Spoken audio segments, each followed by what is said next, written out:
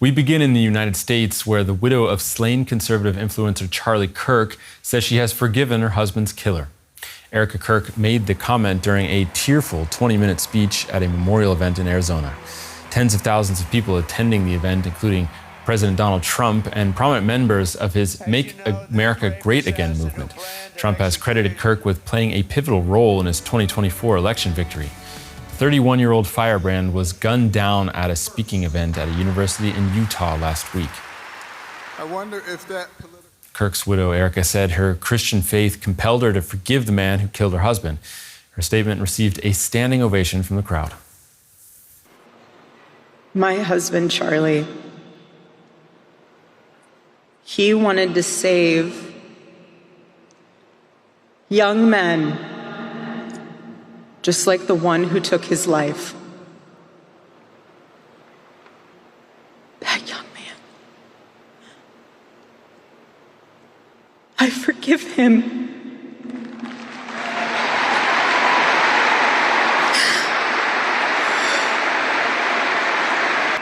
I forgive him because it was what Christ did and is what Charlie would do. The answer to hate is not hate. The answer we know from the gospel is love, and always love. Love for our enemies and love for those who persecute us. U.S. President Trump also addressed the crowd at the memorial. In his tribute, Trump said he and Charlie didn't always see eye to eye. In that private moment on his dying day, we find everything we need to know about who Charlie Kirk truly was. He was a missionary with a noble spirit and a great, great purpose. He did not hate his opponents. He wanted the best for them. That's where I disagreed with Charlie. I hate my opponent, and I don't want the best for them. I'm sorry. I am sorry, Erica. But now Erica can talk to me and the whole group, and maybe they can convince me that that's not right, but I can't stand my opponent. Charlie's angry. Look at that. He's angry at me now. DW's Washington Bureau Chief Ines Pohl was at the Charlie Kirk Memorial.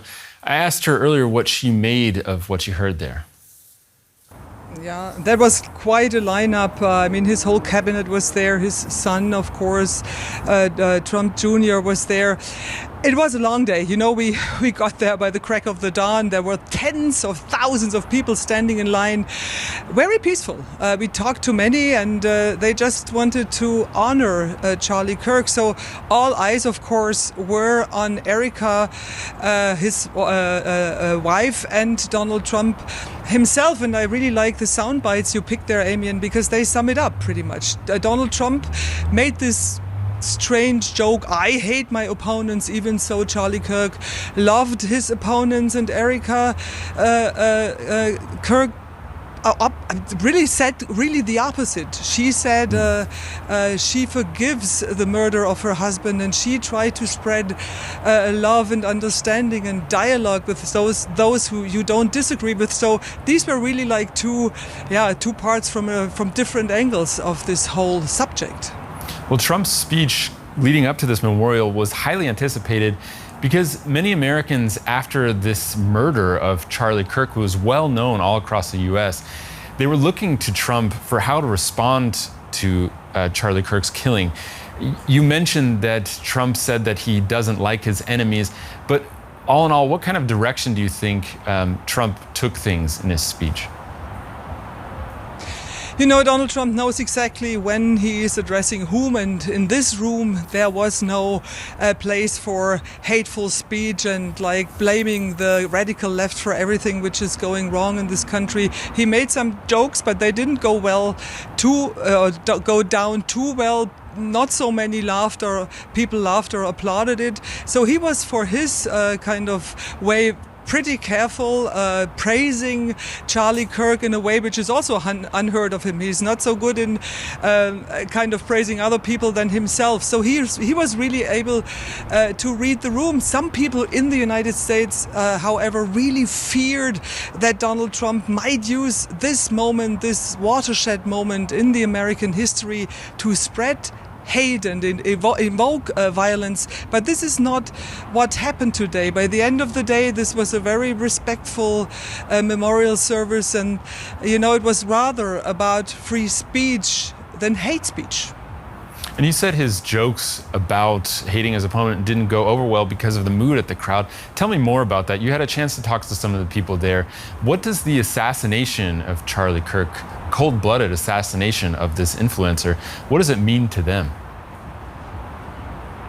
Right, I mean, so we went to the headquarters of the organization Charlie Kirk had founded or co-founded, and we talked to many young men there and asked them, of course, also, what did Charlie Kirk mean to you and why was he so important? And pretty much everybody, also, of course, young women said, well, he gave us a voice. We had the feeling we can be conservative in this country, we can be conservative at universities, and that, from their perspective, wasn't so much the case before Charlie Kirk. Of course, they are shocked. Everybody's now wondering what will be happening to this organization. But Erica Kirk really, if I may say so, performed very well today. Of course, she was very emotional. Think about it. Her husband just got shot, but she continued to kind of promote this idea, to talk with each other, to search dialogue and not go silent and spread hate about your opponents.